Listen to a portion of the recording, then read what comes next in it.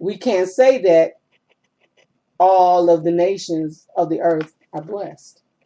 We can't say that today. No, because all the nations of the earth are not from the seed of Abraham. Isn't that true, Prophet? That's true. And What did evidently, Christ whoever's tell? carrying that message What is did not from Christ that tell seed. some of the Pharisees and Sadducees? You are your father, the devil. That's right. I mean, I was just using that as validity. I mean, what the point you're making, Right. even today, obviously, this is not transpired yet. Mm-mm. This is not transpired yet, and all the nations of the earth are not blessed. So who's out there delivering what message? Exactly. And so we continue with 18. Was I in 18? Yeah. And in thy seed shall all the nations of the earth be blessed, because thou hast obeyed my voice. Now hold it there, brothers and sisters. Let's go over to Hosea chapter 6, verse 6. Okay. We're just doing precepts right now. Let's go to Hosea chapter 6, verse 6. Read that, Papa, when you get that. Mm-hmm.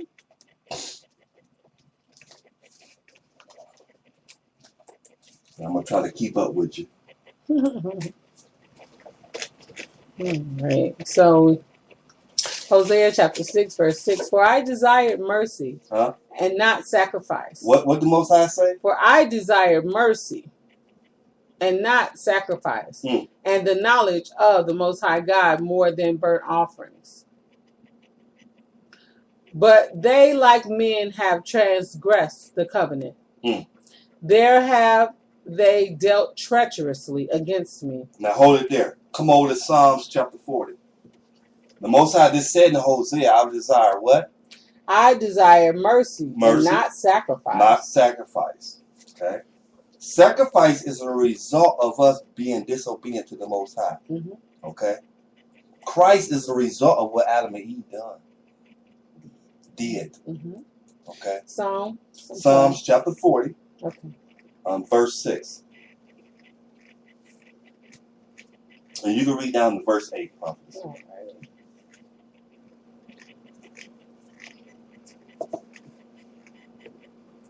Sacrifice and offering thou didst not desire. Mine ears hast thou opened. My ears are now open. Burnt offering and sin offering hast thou not required. Hast thou not required. David is telling this right now. He's understanding. The Most High really don't care about that.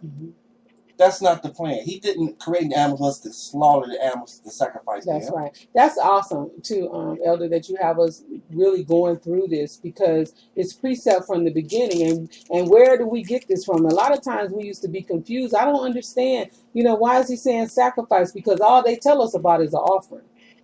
On the pagan side, all it is about offering. But what we're reading here is sacrifice and offering is not what I desire. Why is that being said? Because of Genesis. In the beginning, it shouldn't have been.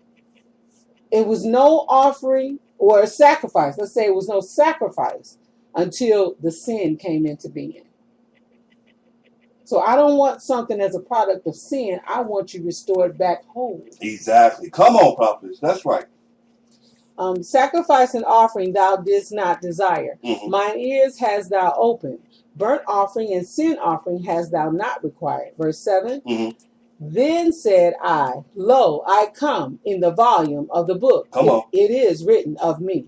I delight to do thy will. I delight to do thy will. O my most high power. Yea, thy law is within my heart. Thy law is within my heart. The law of the Lord. If the law is in your heart, brothers and sisters, you're going to learn obedience. You're going to be obedient to that thing. That's right. And that's what restores us back to before the sin of Adam and Eve. When you keep his law and his word, and he says something, and then you do that. You don't allow temptation to take hold. Now, we're going to go into the book of Samuel. Then we're going to show you the opposite side of this. Okay, we have enemies that work against the Most High and against His nation, His people, that sacrifice to their gods. That's how they get their power. They make sacrifice. Okay, we get our authority by obedience. Okay, let's go to 1 Samuel. Let's go to 1 Samuel, chapter 15. Verse. I think I'm starting in verse 20. Let's see.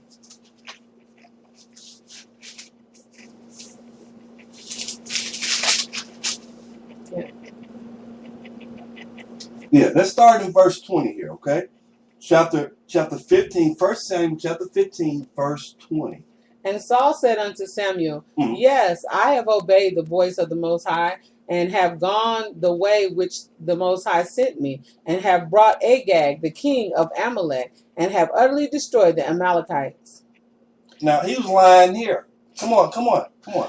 But the people took up the spoil, sheep and oxen, the chief of the things which should have been utterly destroyed, to sacrifice unto the Most High God in Gilgal. And Samuel said, Has the Most High as great delight in burnt offerings and sacrifices? See, it was in our people's mind to, we thinking that what we do pleases the Most High. You know what I'm saying? In our own strength. Our rational. We rationalize stuff. There's a way that seemeth right unto man, but in the end, it leads to destruction.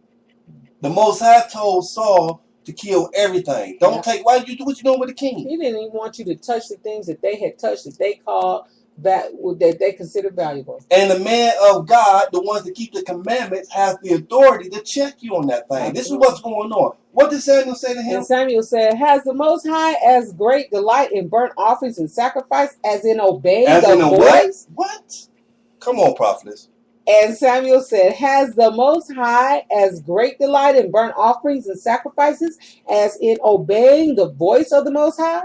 Behold, to obey is better than sacrifice. To obey is better than sacrifice. Obey these scriptures. Obey what Christ said do. Christ kept the Sabbath, keep the Sabbath.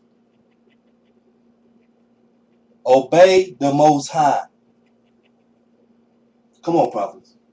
To obey is better than sacrifice, and to hearken than the fat of rams. You listen, burning the fat off rams because you got something to burn up to the Most High. 23. For rebellion is as the sin of witchcraft. Now, the Most High said rebellion is what? As of the sin of witchcraft. You might as well be walking around as a witch. And I'm going to call these people that the prophet's going to bring out right now. They're witches and warlocks. Warlocks mean for men. Witches mean for women. Okay? They rebel against the Most High. And they're doing their own thing. Bring this out. Prophets, what you got here on the Bohemian Groove? The Bohemian Groove, brothers and sisters, this is where a lot of our leaders go to worship their God, Satan. Elder, I know you have a lot of soul in you, so groove comes out, but it's grove. It's grove. Oh, yeah, it's grove. Come on, prophet. Right. Now, she's going to the internet. She's going to bring us some highlights and she's going to read some things. We're going to tell you where it is. Yes, we're going to reveal it. And actually, our listeners can find this on the Washington Post. It's taken from the Washington Post, and it says the subtitle, Democracy Dies in Darkness. But it's basically titled Bohemian Grove, where the rich and powerful go to misbehave. Where the who go? The rich and powerful go to misbehave. So you got to have some money to go there, right? Right. And when you locate it, you'll see the pictures of those big wigs that you may be familiar with sitting around the table. At that time, it was two future U.S. presidents, Ronald Reagan and Richard Nixon. We know that they've since gone on, are pictured with Harvey Hancock and others at Bohemian Grove in the summer of 1967. And it says, every July, some of the richest and most powerful men in the world gather at a 2,700-acre campground in Monte Rio, California. So, prophets, what we want to do now is pray that the Spirit, the Holy Spirit, and the Ruach Kadash destroy this. You know what I'm saying? Destroy this gathering. That the Most High burn that place down. That He send fire like He did out of heaven on Sodom and Gomorrah. All right? It is a place of where they do what, prophets? Come on.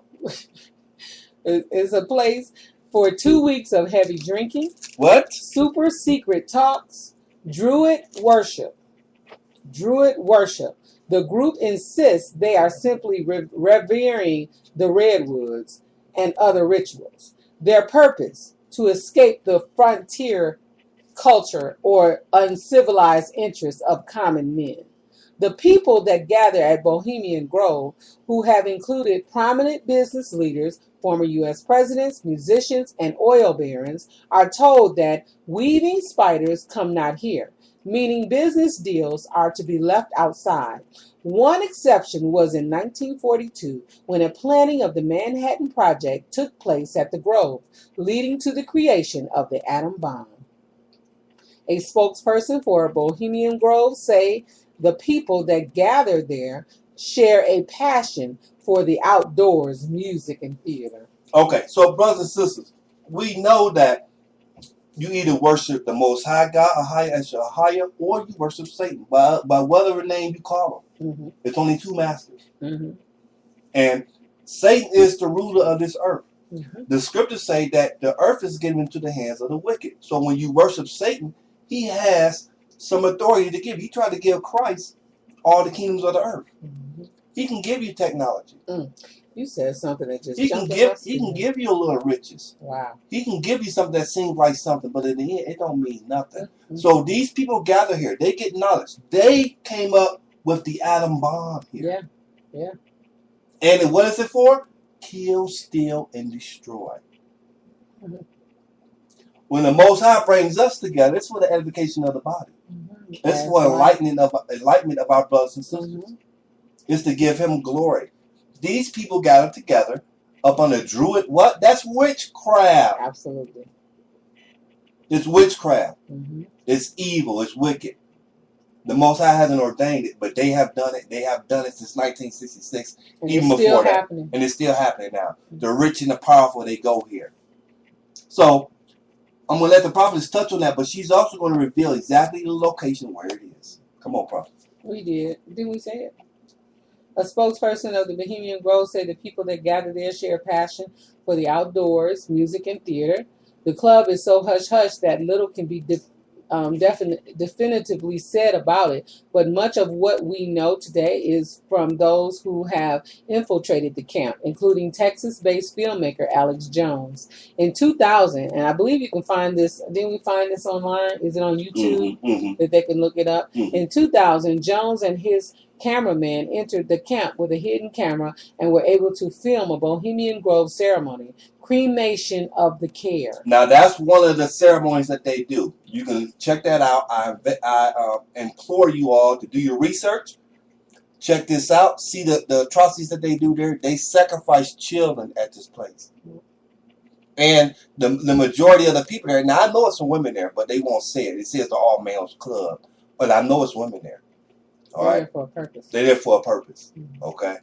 But come on, Papa. What else you got on there? During the ceremony, members wear costumes and cremate a coffin effigy called Care before a 40-foot owl in deference to the surrounding redwood trees. An owl? Mm-hmm. A screech owl? An owl. It's a symbol. A 40-foot owl.